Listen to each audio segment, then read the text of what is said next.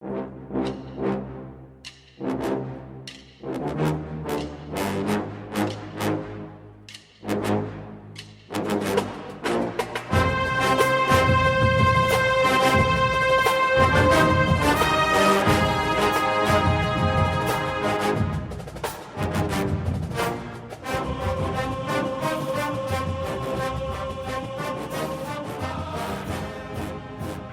morning, Bucknutters. Welcome to the Bucknuts Morning 5 here on Wednesday, January 22nd, 2020. I am Dave Biddle. Very happy to be joined by the People's Champ, Matt Baxendell. Kerry Combs is back, and he is already planting flags. I love it. He's on Twitter. You know, some people call him the hashtag king. I'm fired up about this. We'll talk more about exactly what his role is. I know there's some confusion about that in a minute, but just having Kerry Combs back, the man coaches in the AFC Championship game backs, takes one day off, which was a holiday, and is back working yesterday, hitting the recruiting trail. I love it. Not even surprised, but I love it. Yeah, he's certainly tireless, isn't he? This is fun because this is one of those new hires where you don't actually need to, learn anything about the guy because you already know pretty much everything about him. He's an insanely good recruiter. The kids love him. He's got the energy of the most excitable drunken fan at a tailgate, except he's a sober coach. So, I think Kerry Combs is immediately shifting back to being everybody's favorite coach. He was during the Meyer era when he was here, and the truth is that this is a guy who is as good a recruiter as there is. He's a guy who knows how coach defensive backs, that's for damn sure. I mean, look at all the first-round picks that came out of here during his time at Ohio State. So, needless to say, the Kerry Combs era part 2 is going to be excellent in terms of all that stuff. And now some people are going to say, oh, well, how's this going to affect game planning? How's the defense going to be in the field? You know, we're all a little scarred by some questionable coordinator choices in the last few years on both sides of the football. But, again, this is a guy who is intimately known to everybody at OSU. So I think this is a classic case of both parties missed each other. OSU said, let's pay this guy a lot more money. And Kerry Combs said, I'll come back to college because, in the end, I think I really miss recruiting. So this is a great marriage for everybody. I'm excited to have him back. And like I said, there's some confusion regarding his role, who's in charge of the defense and all that. Let's clear that up. It's just like what it was with Jeff Hafley and Greg Mattison. They're really on equal footing, is what I've been told by everybody. It's just that Kerry does not have the title of co-defensive coordinator like Hafley did. He just has the title of defensive coordinator. So instead of having one guy with the title of defensive coordinator, which was Mattison and still is Mattison, you have two guys that have the title of defensive coordinator instead of having one with co and one with defensive coordinator. So that's, it's really not that complicated. It's just if you can look beyond the titles, they're basically co-defensive coordinators. I mean, that's what they are. They're on equal footing. Kerry is really going to take care of, the secondary, and he's going to be the guy calling plays when they think it's a passing situation. Greg Mattison's taking care of, the front seven. He's going to be calling the plays when they feel like it's a running play. They're going to collaborate like heck. So those that are confused, don't be. It's just like it was last year. Kerry Combs, Greg Mattison on equal footing, and it worked out pretty well. For the Buckeyes last year, doing that backs. I'm curious. I want you to comment on that, obviously. I'm also curious to see what's going to happen. Jeff Hafley loved being up in the box. He said, a very sterile environment. You feel like, you can just block everything out and make the calls. Kerry Combs is a guy that likes being on the field. Greg Mattison's also been a guy that likes being on the field. I think one of them has to be up in the box, and probably Kerry Combs, which he might not want to do that. But unpack all that for me if you would, sir. Well, if you're going to put one of the two in the box, it has to be Mattison. Kerry Combs would be so loud that the press box people down the way would be able to hear him. Let's be honest. That's I don't even have words for that. Kerry Combs not on the sideline is implausible to me. So I think by default it has to be Mattison. But I agree with you. You have to have one of your voices of authority up top. You can't just have an empty press box with nobody being able to see the big picture on things. So I think at that point, that's a bit of a question. And every time we hear about, who's going to be in the press box, everybody has nasty flashbacks to Warner and Beck, who's in the press box, who's on the sideline, right? But I do think that I wouldn't be surprised if Mattison was the one up in the box. He's not the same emotional fireball that Kerry Combs is on the sidelines, plain and simple. And the truth is Madison's guys that he works with, the position coaches are all going to already be down there on the field. You got LJ down there, You're going to have those guys down there working with their guys. So I think you're going to see Mattison as the one up in the box. I have a lot of trouble imagining Kerry Combs not being a guy on the sidelines with his demeanor and disposition. That's for the collaboration part. Look, you never know how a collaboration is going to work, right? You just don't, right? How many super groups have we seen where all the different musicians are amazing and the band sucks? But I do think there's a process in place from last year, the Hafley and Mattison collaboration. That's going to be the same blueprint. They're going to plug in Kerry. And like I just was talking about with the whole press box thing, there's going to be some differences. But I think the general format should still be pretty darn good. And in the end, let's not forget, this is what Ryan Day wants the defense to do, right? He's already talked about how he's going to play the one high safety plan still as long as they have the personnel. So I think you're going to see a setup here where you're going to have two guys who know what they're doing together. You're going to have two guys that aren't unfamiliar with each other. I'm optimistic that the pairing will work out, and I think that the process to get to this point is certainly a good one. So let's put it this way. The best solution was never to lose Jeff Hafley. Obviously, that wasn't going to happen. As far as secondary plans go, knowing what we know today in January of 2020, this seems like it certainly is one of the, if not the best alternative options for losing Jeff Hafley. And it also looks like Cam Martinez, who was kind of floating out there in the wind for a while, we weren't sure what he was going to do. Now backs, I'll be shocked if he's not a Buckeye. I mean, it sounds like he was already trending that way anyway. And Ryan Day was obviously telling the recruits, you can't say anything, but Kerry Combs is going to be the next coach. So they've known for a while. But, from everything that I've been reading, it certainly seems like Cam Martinez will be signing with the Buckeyes here in a couple of weeks. Yeah, this whole Kerry Combs thing has been a wink-wink, nod-nod thing. I think everybody's known that it's happening. But due to NFL tampering rules and all kinds of other stuff, because, the NFL doesn't want anything that can mess up the gamblers. We weren't able to talk about this yet. But I think with Cam Martinez, you're going to see that this is what he was hoping to have confirmed. I think he's going to have his meeting with Kerry Combs. By the way, where does Kerry Combs recruit really well? He hit his backyard. Let's be real honest. That's Kerry Combs' best place to recruit that's not Ohio. So I think Cam Martinez is strongly trending towards becoming a Buckeye. And by strongly trending, I mean I'm very surprised if he signed somewhere else. And there's a lot of scuttlebutt that Northwestern. I said this whenever he chose not to sign. There's a kid who made a prudent decision to make sure that what he was being told was factual. He was being told, hey, I'm going to hire somebody great, probably Kerry Combs.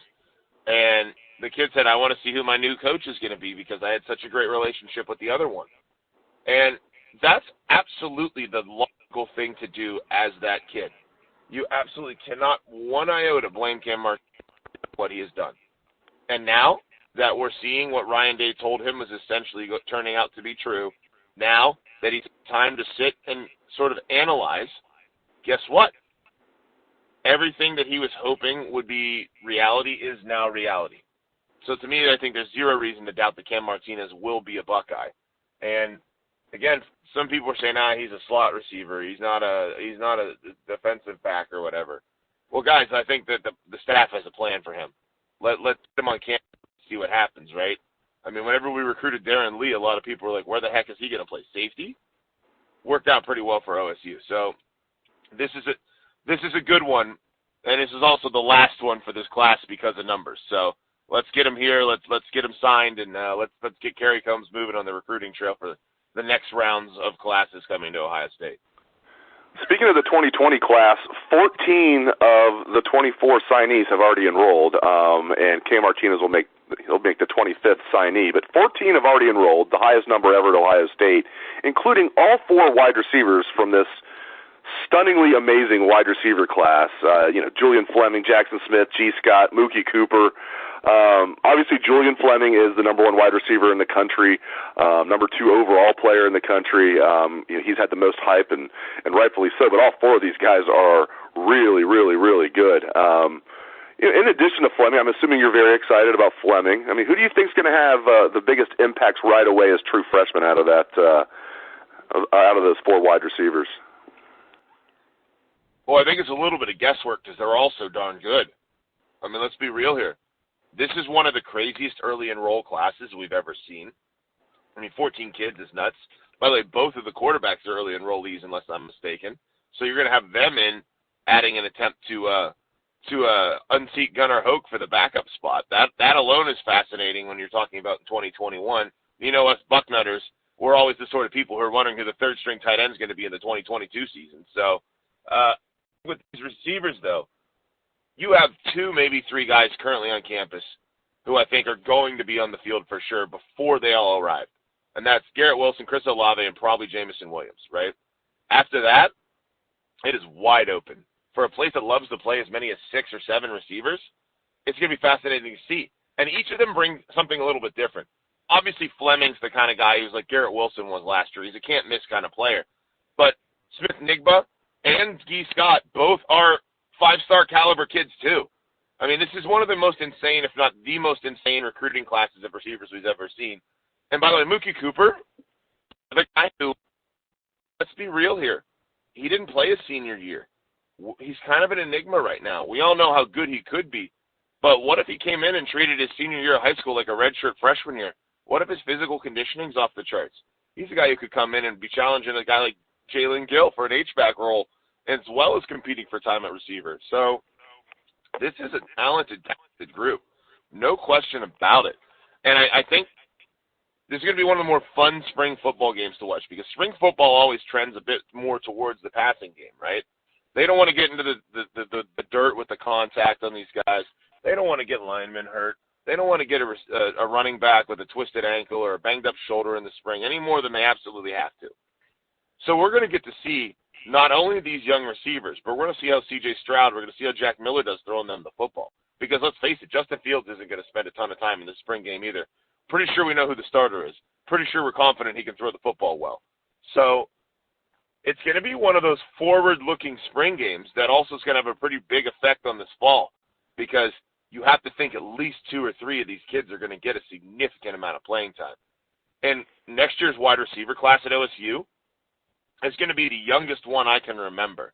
But it also might be of Holmes, Hartline, Gonzalez, all those guys. I mean, this receiver class at Ohio State right now. I want to close the show talking about the right tackle battle. Nicholas Petit-Frere will get first crack at it as a third-year sophomore. There's no doubt about that. I mean, he was in the hunt as a redshirt freshman and gave Brandon Bowen a good battle. He even started a game for the Buckeyes this past year when Bowen was banged up. So that was good for NPF to get that start and get some playing time, get that experience. But I tell you what, there's a guy on the roster that is not going to go down without a fight for that job, and that's Dawand Jones. And, man, Dawand Jones, to me, has a very bright future, and we keep waiting. Is NPF going to put on enough weight? Is he going to get strong enough? Well, no one's worried about Dawand Jones if he's big enough. It's like, is he too big? I don't think he's too big. I like the way he's already lost like 30 pounds or something since he enrolled. He already had good feet being a great basketball player. I'm pretty high on Dawand Jones, but NPF was the #1 offensive tackle recruit in the country in the 2018 class. Good problems to have, and I'm not, Paris Johnson's also coming in, but I'm assuming Paris Johnson is going to be the backup left tackle to Thayer Munford. But at right tackle, if it comes down to NPF and Dawand Jones, how do you think that might shake out? Well, you hit the nail on the head about how they're totally different body types, right? NPF is the kid where we're like, man, can eat a sandwich, Whereas Dawand Jones is like they're dieting and he's on like the keto diet and fasting and everything to get himself down to a proper weight. And, you know what, if you get one of those guys who's already a good basketball player, had good feet at a really heavy weight, and he loses enough of it and he's still more than big enough to be a mauler, how mobile is he going to be? I mean, that's tackle feet we're talking about. And if you want to know how high the staff was on him, they literally actively chose not to redshirt him because they thought he was so important as a backup. Think about that. They said, we're going to play him if we need to play him. That says a lot about how they feel about Dawand Jones. And like we've seen in the past, there's been history of offensive tackles coming out of college that were lower recruits going into school. And then there were the kids who either they were the basketball players, right? They were the tight ends, and they got their bodies right. So you see 2 ways that this works out. And a guy like Dawand Jones, being as mobile as he was before losing weight to get to a more playable weight, is going to tell you a lot about how much of just a freak this guy could end up being. So it's going to be very interesting to watch because both these guys are young guys, right? You've got a guy in NPF who he's been around, it seems like, forever, right? But he's still got technically 3 more years here if he wants to. So if he's added the weight, I think he's got the edge right now. But, man, it's going to be really interesting to watch. And this may be another really good example of having good problems, right? I know I say this a lot, but I'm still not over the days of when our offensive linemen, our tackles were interchangeable with our centers. You remember that back in the day, like 10 years ago, where we had, like, you prayed that 5 linemen on the field didn't get hurt because you didn't know if you had a feasible backup, and your backup tackle was your backup center? I mean, we're looking at a lot now where we're talking about having 2 underclassmen, like, high-level right tackles competing for this job. Because I think it's safe to say after watching NPF, he's going to be fine to even good. And if we're talking about Dawand Jones competing with him, it's because Dawand Jones just might end up being better. Not because we just have to get a warm body on the field who you hope doesn't get your quarterback murdered. There's no let's kick out a guard to play right tackle. There's no, hey, maybe Max Ray can play right tackle because we're screwed, right? No, you actually have depth on this line. And that's a good thing. I said this last year. I thought the O-line was going to end up being really good. I'm not really fearful of the O-line this year either. I think there's a lot of talent back. I think that's what we're looking at right now. Think about this, 2 open spots. And right now my front runners for both of those are 5-star recruits coming out of high school in Harry Miller and NPF. That's really good problems to have. So it really puts it in a nice little encapsulation of how much talent is on this OSU team right now. And, you know, whoever wins the job, Dave, I think they're going to do a great job because I think you're talking about 2 players competing who the staff would feel comfortable playing either. It's which one's just going to be better. And that's a big difference than just hoping to find somebody you could put on the field and not be praying for your quarterback to not get murdered. Yeah, no question about it. And if they're both playing well in camp, you know, you could even rotate them early in the year, get both of them some playing time so you settle in on one starter. And I'm with you at left guard, too. I think it's Harry Miller. If he's not a lock, he's really close to a lock to be the starter. He's a lock in my book, and then he'll take over as the starting center after Josh Myers goes pro. And, it's huge. I'm really bullish on this O-line. I thought they might lose one of the 3 that could have left earlier, Thayer Mumford, Josh Myers, Wyatt Davis. To get all 3 of those guys back, just absolutely huge. And, you're going to plug in either 2 5-star guys or 1 5-star guy and another guy who was very, very, very underrated and will probably be an NFL player for years to come in Dawand Jones. So this Buckeye offensive line in 2020 I think is going to be really good despite losing Jonah Jackson and Brandon Bowen. Great stuff as always from the People's Champ Matt Baxendell. Really appreciate it back. So you can catch his column every Sunday, the award-winning Bucket of Bullets, must-read material. Thanks again to Bax, and thanks to all the listeners out there for tuning into the show. I hope everyone has a great day. Let's hear that Buckeye swag, best damn band in the land.